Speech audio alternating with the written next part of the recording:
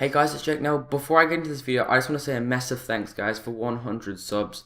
I really didn't think we'd get 100 subs this quickly. I've only made 2 videos, but thanks a lot, guys. You know, my goal was to hit 100 subs by the end of the year. We've managed to do that, so thanks so much for that. So today what I'm going to be doing is a camera review. Now, you're probably wondering, why is this camera review coming out now? I said a month ago that was getting the camera and that I'd be uploading so much more content in the holidays. Yeah, well, that was the plan until it all went terribly wrong. So guys, I got my Canon G7X Mark II on Christmas, and then I had to wait a long time before my memory card arrived, so I unfortunately had to unbox it. I had to unbox it so I could get it, like a case and stuff for it on Boxing Day, and I had to wait quite a long time before my memory card arrived, and then I finally got the memory card, so I did record pretty much the exact same video, a similar video that I'm recording now, and this is where everything actually just changed. So when I finished recording the video, looking back at it, and I thought, it didn't look right, like the settings I'd used on the camera and stuff, you know, so I thought I'd give it another go tomorrow. But later on that day, I ended up going to the park to record another video with my camera on the tripod. And what happened is, as soon as I'd set up the tripod and camera, I hadn't noticed, but it was really windy.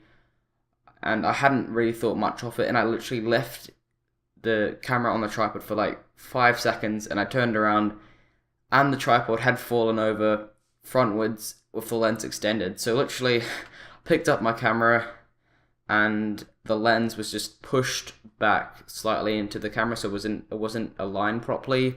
I contacted Canon, and they said it was going to cost a minimum of $250, probably more.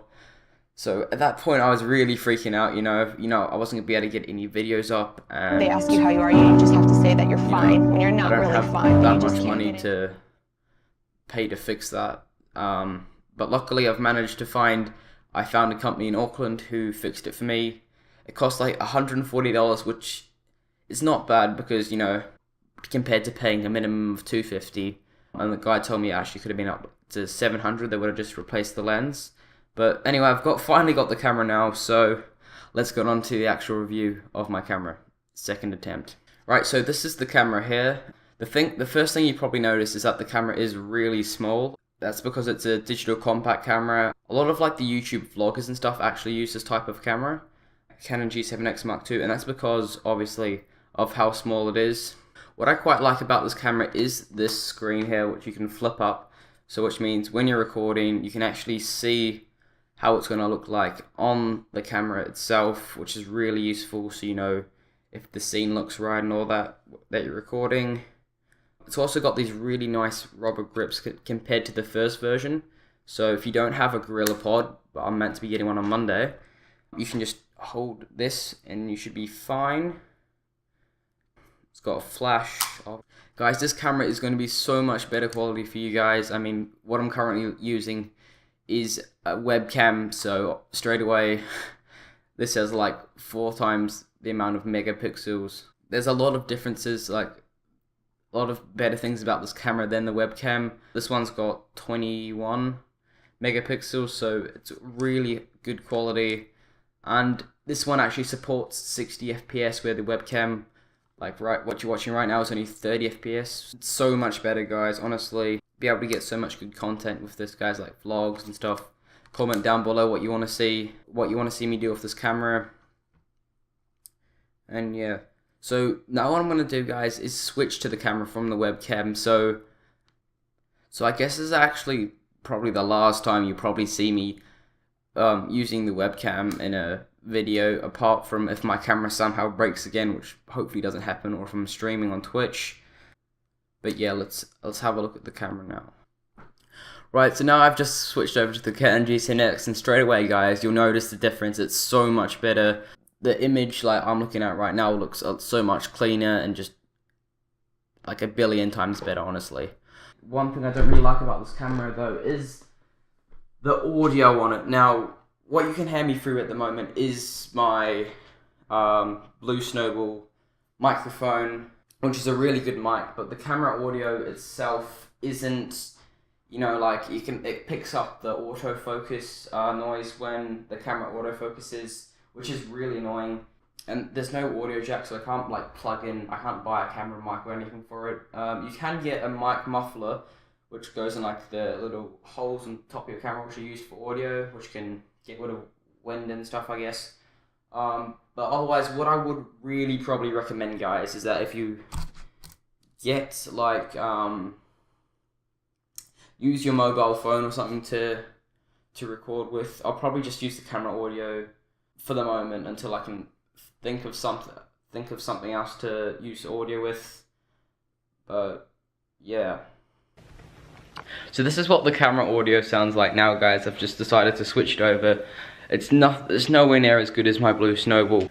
It is slightly annoying, but I guess it's just, you know, everything has something that's not 100% perfect.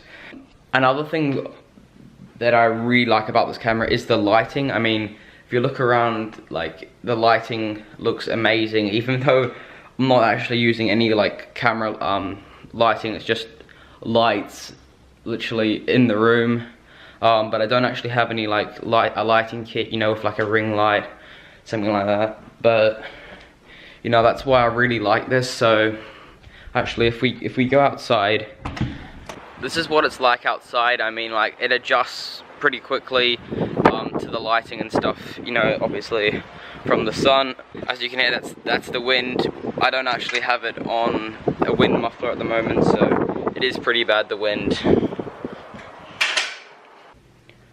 Right, so now what I'm going to show you guys is the accessories that I currently have bought for the camera. So it did come with the wrist strap that was with the camera though. I can't show you my SD card because I have to take it out of the camera. If one of you decides to get this camera, what I would recommend doing is probably just using the auto settings on it, unless you know quite a bit about cameras and all that. I just use the auto settings, which is fine because I'm not really sure about, you know, changing it from going inside to outside conditions.